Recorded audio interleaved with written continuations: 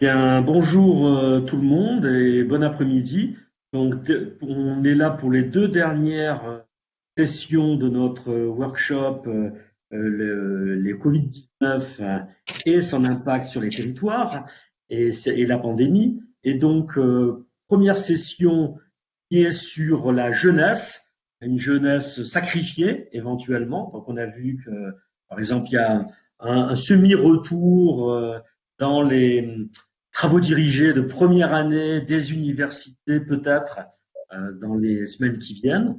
Donc, deux interventions sur ce sujet.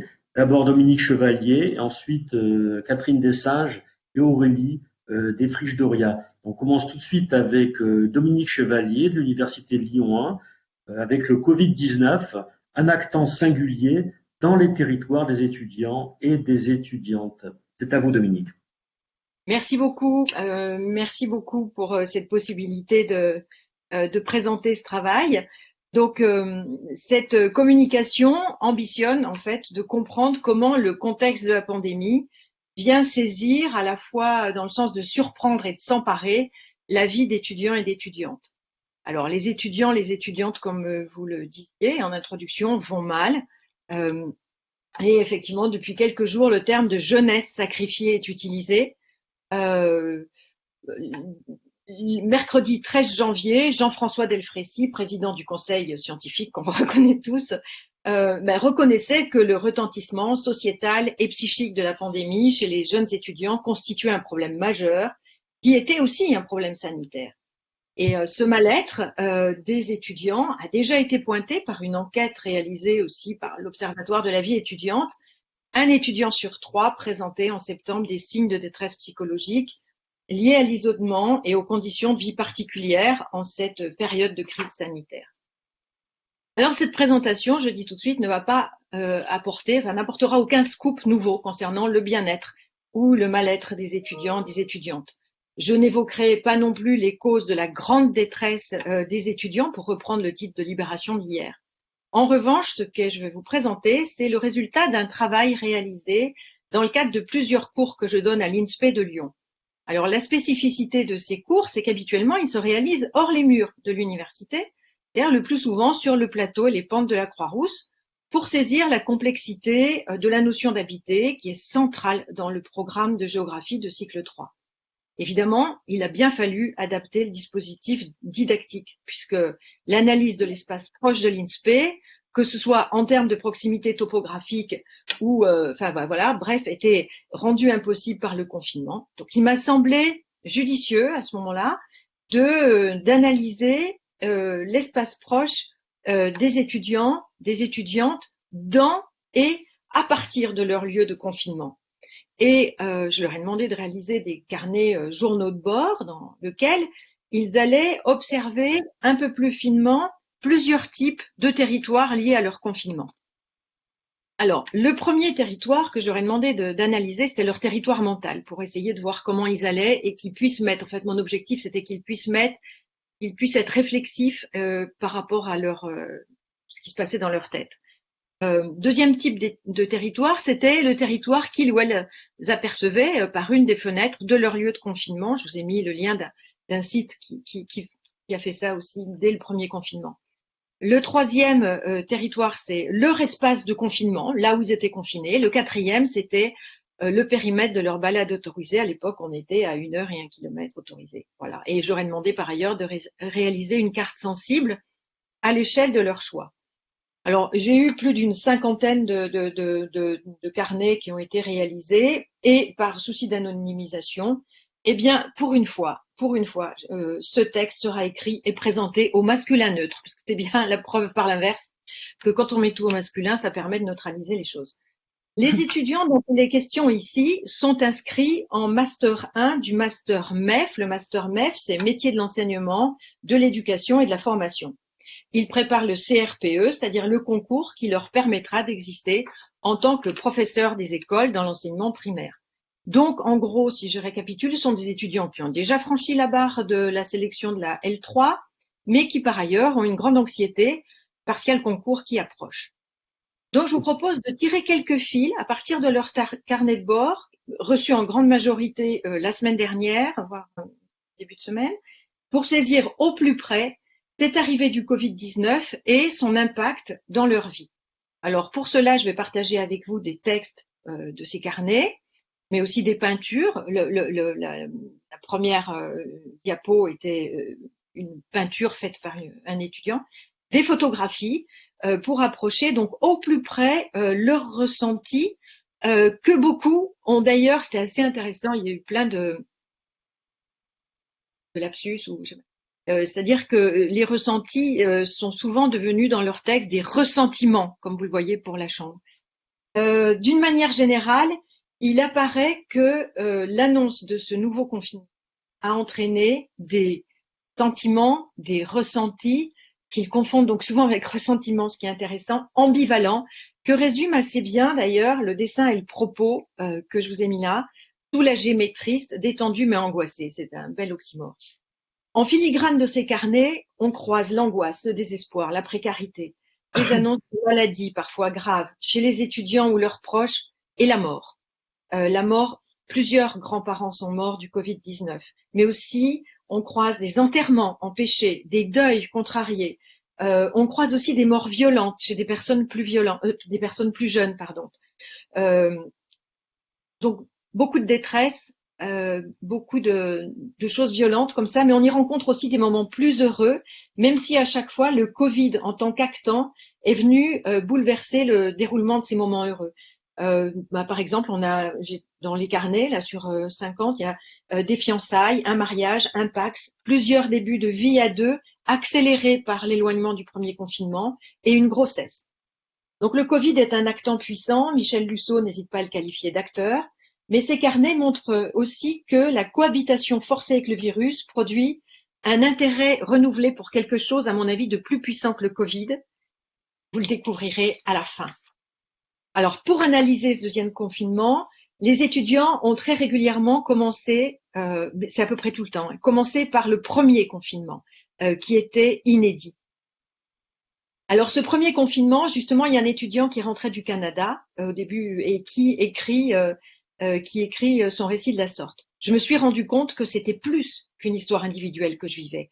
C'était une histoire collective universelle.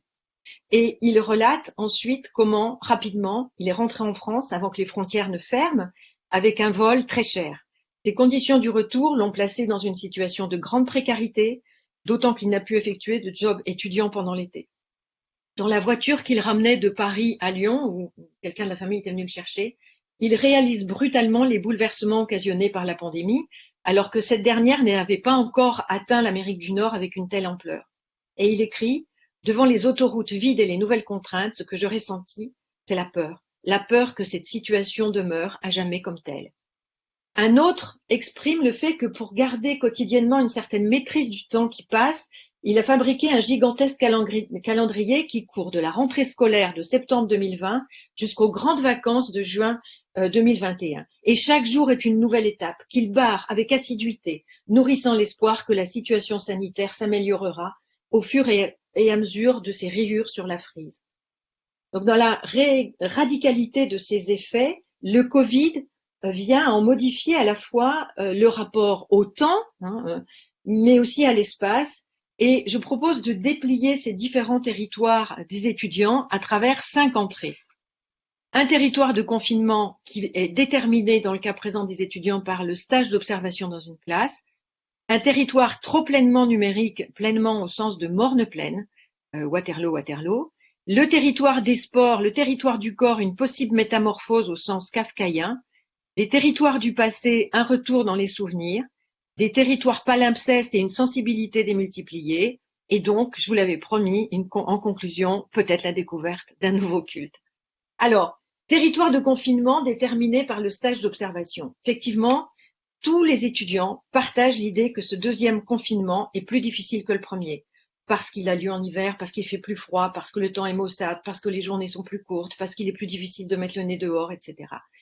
Mais dans cet agenda d'ennui, un jour de la semaine est particulièrement attendu, c'est celui de la journée de stage. celui de la journée de stage qui permet, c'est un bol d'air. C'est un bol d'air qui, dans tous les sens du terme, qui permet de sortir de chez soi, de quitter les écrans, de rencontrer des personnes quand on est confiné seul, ou de rencontrer des personnes autres que les membres de la famille, c'est-à-dire les enfants, la TSEM, les enseignants, les parents d'élèves. Le maintien de ce stage a d'ailleurs joué un rôle décisif dans le choix de confinement des étudiants, notamment lorsque les parents vivent loin de Lyon. Le dilemme a parfois été difficile, un peu cruel. Faire le stage mais rester confiné à Lyon dans un logement parfois proche de l'insalubrité, qui n'est pas si grave quand on peut avoir une vie sociale à l'extérieur, ou aller se confiner chez des parents, plus confortablement sur le plan de la logistique, mais aussi sur le plan de la superficie. Mais dans ces cas-là, être obligé de faire des kilomètres en voiture, en train ou en TGV quand le milieu social le permet. Ou éventuellement ne pas réaliser le stage, mais quand on veut être enseignant, c'est un peu compliqué. J'ai retenu 2 exemples que je vais vous lire qui parlent de ces cas de figure-là. Premier cas, choisir le stage et être confiné à Lyon dans un logement insalubre. Je cite. Le revêtement des murs est moisi par l'humidité du Rhône. Il n'y a pas d'aération, donc ce n'est pas très agréable. Je pense que c'est une ancienne cave. Ma porte est en face de celle du local à poubelle. Et même si j'aime passionnément les animaux, il y a des souris et des rats, je n'ai pas su les distinguer, qui se baladent dans les meubles de la kitchenette. Et la nuit, ils sortent quand je reste statique sur mon canapé-lit. Je ne voulais pas vraiment cette chambre, mais c'est le seul logement que j'ai trouvé avant la rentrée. Alors effectivement, je me sens oppressée et je préférerais me confiner chez mes parents à la campagne.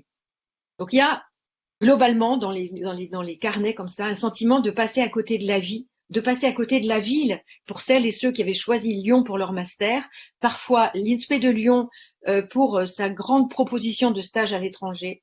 Et ça, ce sentiment de passer à côté est largement partagé. Quelqu'un d'autre dit « Je suis loin d'être en dépression, mais cette période me pèse. Je pense que c'est principalement dû au fait que cette nouvelle année à Lyon était pour moi synonyme de nouvelles rencontres et d'une nouvelle vie. Or, cette promesse n'a pas été tenue. J'ai également un réel sentiment de frustration. Cette année était ma dernière en tant qu'étudiant et ce confinement me prive de la vivre réellement. » Voilà. Donc là, j'ai eu hop, voilà. Allons, bon.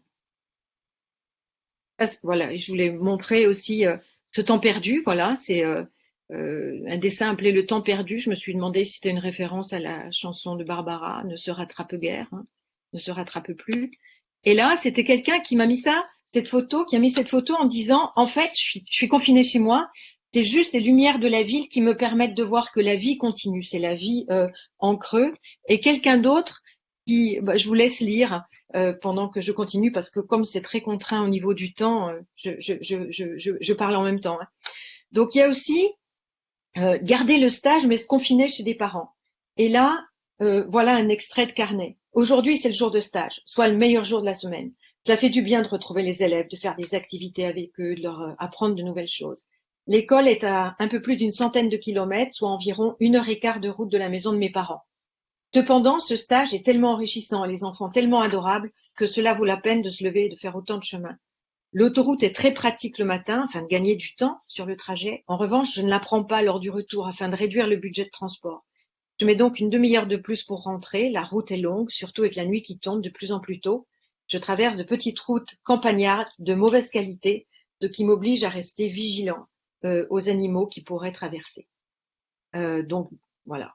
Donc ensuite, il y a celles et ceux qui prennent le TGV ou celles et ceux qui ne font pas de stage. Mais dans tous les cas, stage ou pas stage, dans tous les cas, les cours ont lieu en distanciel. Ce qui m'amène à mon deuxième type de territoire, le territoire trop pleinement avec un i numérique. Les différentes phases de progression du Covid-19 ne sont pas sans répercussion sur les rythmes de travail et de loisirs. Depuis le mois de novembre, seuls subsistent les rythmes de travail en distanciel. Et le constat est unanime.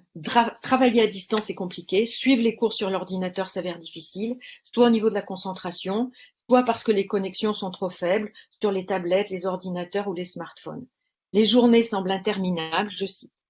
Se lever à 7h30 lorsqu'il fait nuit et éteindre son ordinateur à 18h lorsqu'il fait nuit donne une impression de ne pas avoir de vie en dehors des cours. D'autre part, le manque de contact avec les enseignants est régulièrement mentionné et avec l'épuisement moral, physique qui vient en plus s'ajouter à des difficultés financières. Cette routine casanière, sédentaire et solitaire peut même s'avérer extrêmement anxiogène. Et là, je vais vous lire un extrait qui montre cette angoisse. Chaque jour se répète. On allume l'ordinateur, on écoute les profs, on s'ennuie, on va faire un tour sur les réseaux sociaux, on regarde par la fenêtre, on va sur Internet. En bref, je fais autre chose, ou j'écoute très passivement et ça m'énerve. Je suis en colère de ne plus pouvoir revoir mes amis et de seulement leur parler par des messages. Je suis en colère de ne pas arriver à suivre les cours sur ordinateur. Je suis en colère de voir que d'autres y arrivent, que certains sont déjà énormément avancés pour le concours. Je mange car je suis triste. Je mange quand je suis en colère. Je mange quand je suis heureuse ou encore quand je m'ennuie. La gourmandise, mon vice de toujours, renaît. Je suis en colère car je vois mon corps changer, mais je sais que c'est de ma faute. Petit à petit, les kilos s'installent et je ne fais rien. Continue à manger, je continue de m'énerver contre ces cours en visio. Le stress atteint son paroxysme. Je pleure dans cette maudite chambre. J'ai l'impression que mon cerveau explose. J'ai trop de stress, de questionnement. Le temps dans cette chambre passe au ralenti. J'ai l'impression que cette chambre, c'est l'enfer. Je reste à la maison, je ne fais plus de sport, je mange sans arrêt. Le sucre est devenu une drogue. Je sais que ça ne va pas. J'ai pris 10 kilos.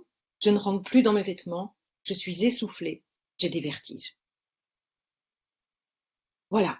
Alors, lire ça dans un carnet, je vous assure que ça place l'enseignante que je suis dans un grand inconfort. Et donc, je me suis dit qu'il fallait aussi aller regarder du côté du territoire des sports et du territoire des corps, avec cette métamorphose des corps au sens kafkaïen. Donc, les corps peuvent changer rapidement, ce qui est source d'angoisse. Et réciproquement, l'angoisse affecte les corps. Comment sortir de ce dilemme ?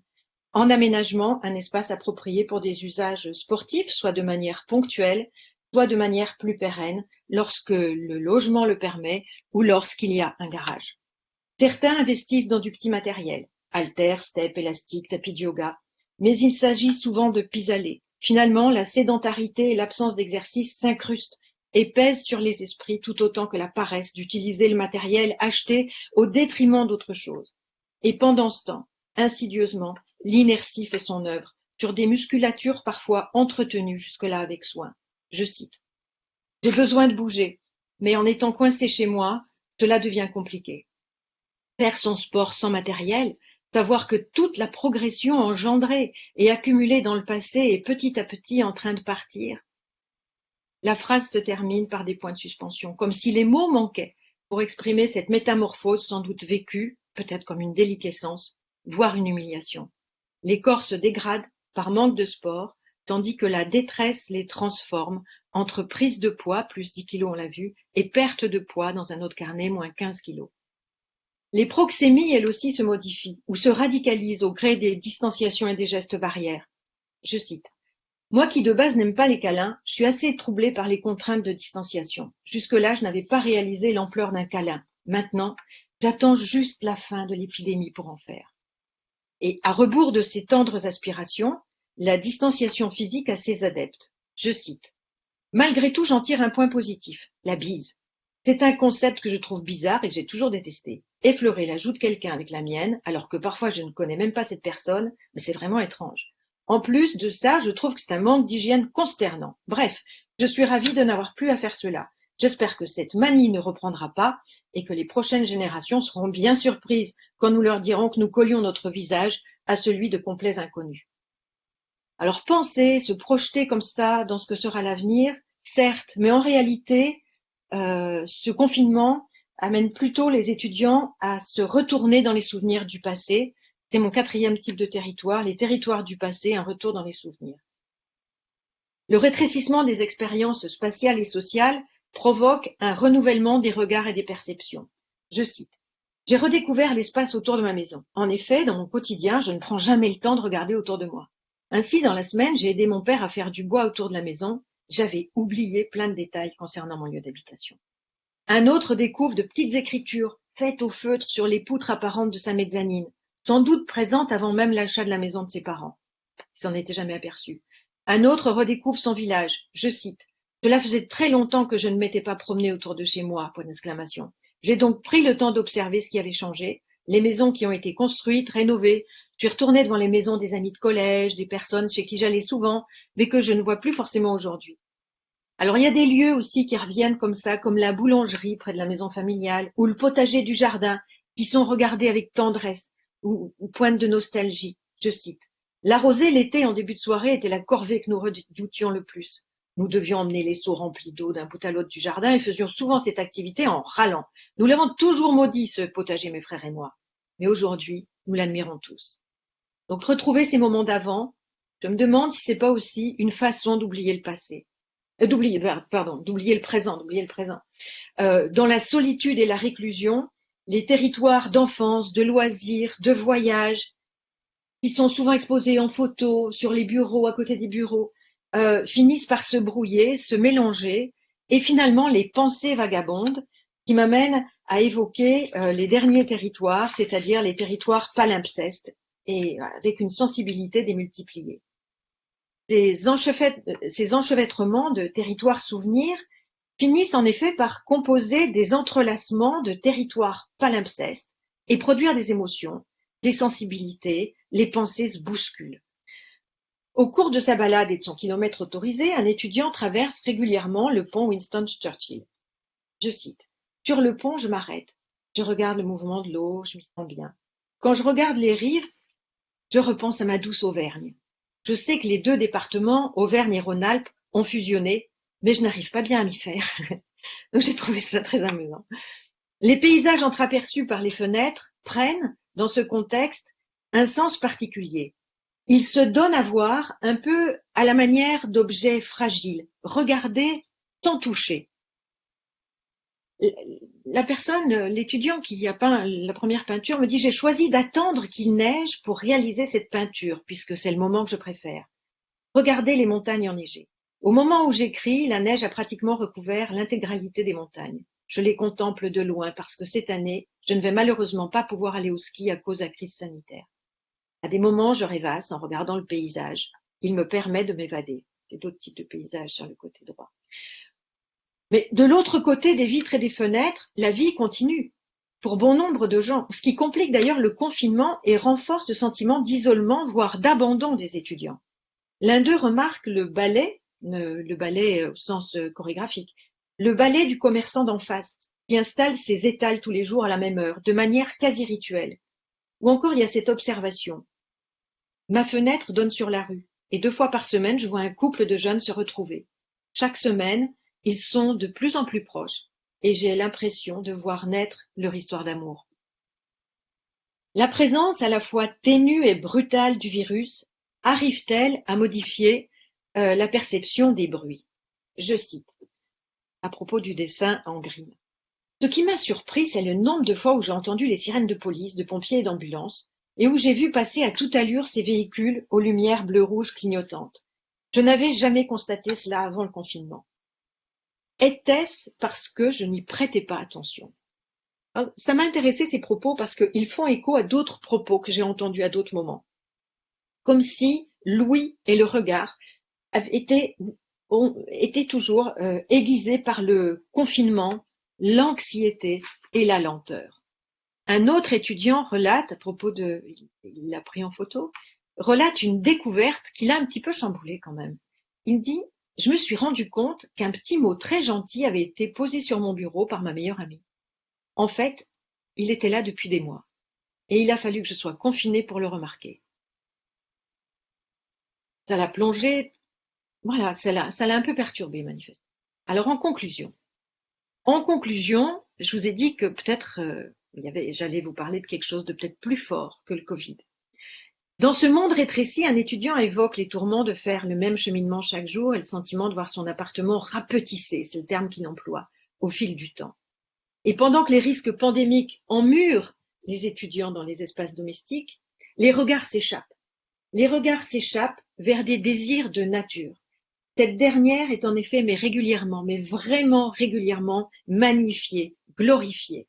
Et dans ce cadre naturel de la nature, les descriptions enthousiastes, voire lyriques, parfois même très lyriques, de lever et coucher de soleil dominent, avec une pointe de gratitude qui est assez troublante. Je cite par exemple celle-ci, sans le confinement, je n'y aurais sûrement jamais prêté attention.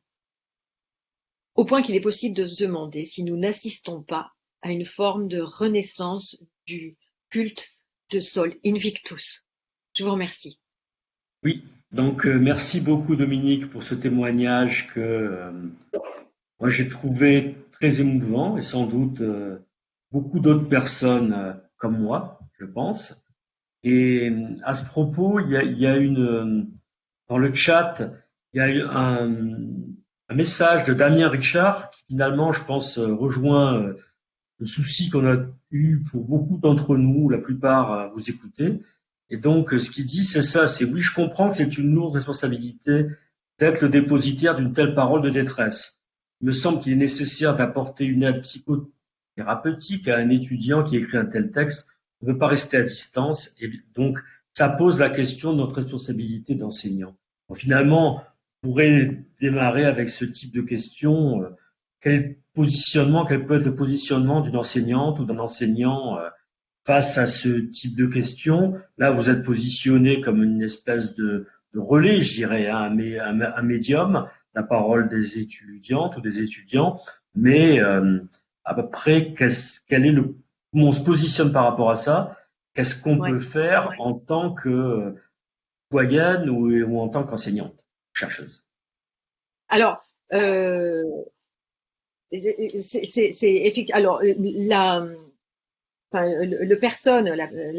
la personne, l'étudiant qui évoque cette prise de poids là dont j'ai parlé, avec une suspicion de diabète, enfin bon bref, après avoir lu son carnet, je lui ai tout de suite écrit et je lui ai dit qu'éventuellement je pouvais n'hésite pas à me recontacter, etc.